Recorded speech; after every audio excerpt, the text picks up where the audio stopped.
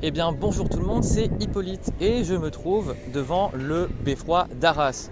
Alors les beffrois qui sont ces tours emblématiques du nord de la France, et justement il existe des discours et des stéréotypes binaires. Nord-Pas-de-Calais des beffrois face à la Picardie des cathédrales gothiques. Et c'est vrai qu'on connaît clairement le Pas-de-Calais pour ses beffrois, dont celui d'Arras qui est le plus connu, et que notre cathédrale, eh bien, elle pourra clairement pas rivaliser avec celle d'Amiens.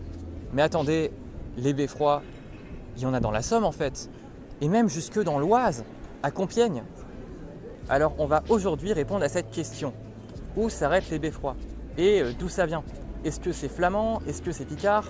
Enfin bref, sans plus attendre, c'est parti. Parce que tout d'abord, eh bien, les beffrois, c'est un symbole d'autonomie des villes dans le nord de la France. Et au Moyen-Âge, les villes étaient sous l'autorité d'un seigneur, d'un comte, d'un évêque. Et le problème, c'est que les personnes qui étaient censées diriger ces villes, eh bien, elles n'y vivaient pas vraiment. Alors par exemple, voilà, nous sommes maintenant dans le Vieux-Bourg, au quartier des Basses-Rues, à Arras, et c'est un quartier qui a connu une très grande prospérité au Moyen-Âge, au point de se détacher du reste de la ville. Parce que oui, en vrai, il n'y a pas une, mais bien deux villes d'Arras. Deux entités complètement distinctes, la ville et la cité. Cité d'Arras plus religieuse, dirigée par l'évêque, et la ville, le nouveau Arras, plus bourgeois et plus commerçant. Et donc la ville, comme toutes les villes à cette époque, eh bien, elle génère du profit, surtout avec les instituts drapières. Et forcément, qui dit profit, dit C'est le compte, c'est le compte, c'est le compte, c'est le compte, c'est le compte. ça va attirer les comptes. Et tout ça, eh bien, ça ne plaît pas trop aux bourgeois qui vivent ici. Et c'est pour ça qu'on retrouve aujourd'hui ces beffrois. Ils ont en fait deux utilités. Ils servent de lieu d'observation dans les grandes villes, permettent de repérer facilement les incendies, qui étaient un vrai fléau au Moyen-Âge. Mais ils servent surtout à une chose, affirmer le pouvoir. Et toutes ces villes, eh bien, pour la plupart, elles ont un point commun. Elles étaient dirigées par les comtes de Flandre. Mais il n'y avait pas qu'en Flandre qu'on voulait se détacher de la noblesse. La Wallonie a elle aussi connu un mouvement autonomiste. Mais les Wallons, eux, disons qu'ils sont plus discrets, puisqu'ils utilisent principalement des perrons pour affirmer leur autonomie. Mais bon, maintenant vous vous demandez sûrement, mais Hippolyte, quel est le premier beffroi du nord de la France? Eh bien, ce n'est autre que le beffroi d'Abbeville, dans la Somme. Et à cette époque, la ville n'était même pas flamande, c'était les comtes du Ponthieu qui ont accordé le beffroi aux Abbvillois. Parce que oui, les villes de la Somme ont eu un rôle très important dans la diffusion des beffrois dans le nord de la France, avec le mouvement des communes au XIIe siècle. Saint-Quentin, Amiens, Saint-Réquier, Péronne, Montreuil, Ham ont été parmi les premières communes de France. En même temps que d'autres villes picardes, comme Boulogne, Beauvais, Arras ou encore Noyon. Et c'est justement à partir des villes de la Somme que, quelques années plus tard, on va voir se multiplier des chartes communales et des beffrois, en Flandre comme dans le Valois, à Senlis, Crépy.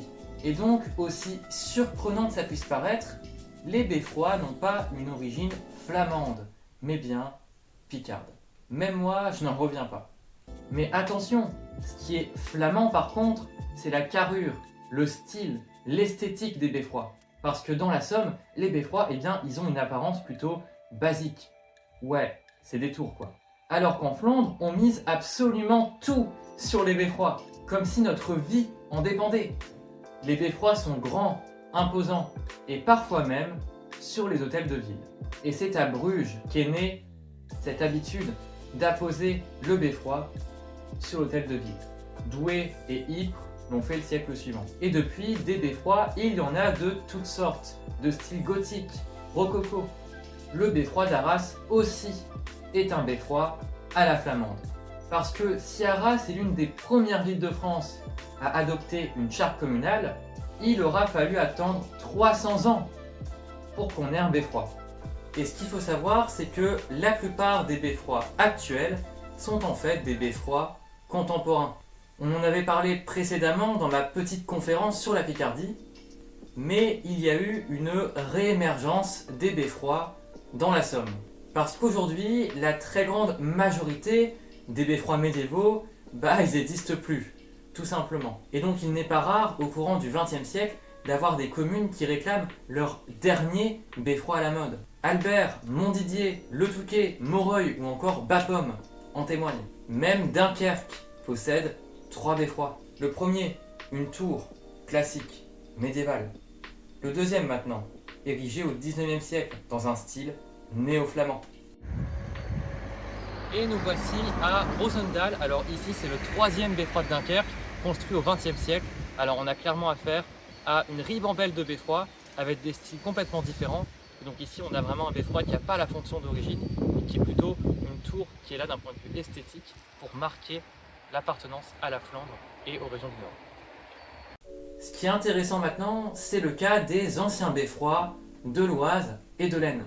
Parce que oui, dans la Somme, la plupart des beffrois, ils ont soit une allure classique, des tours médiévales, soit un style néo-flamand pour les plus récents, alors que dans le sud de la Somme, les beffrois, c'était plutôt ça. Le dernier, vous m'aurez dit que c'était pas un beffroi, j'y aurais cru. Parce que oui, si les beffrois sont bien originaires de la Somme, ils n'ont pas exactement les mêmes influences en fonction des régions. Et plus on va vers le nord, plus ils ont un style flamand, et plus on se rapproche de Paris, plus ils ont une allure un peu random.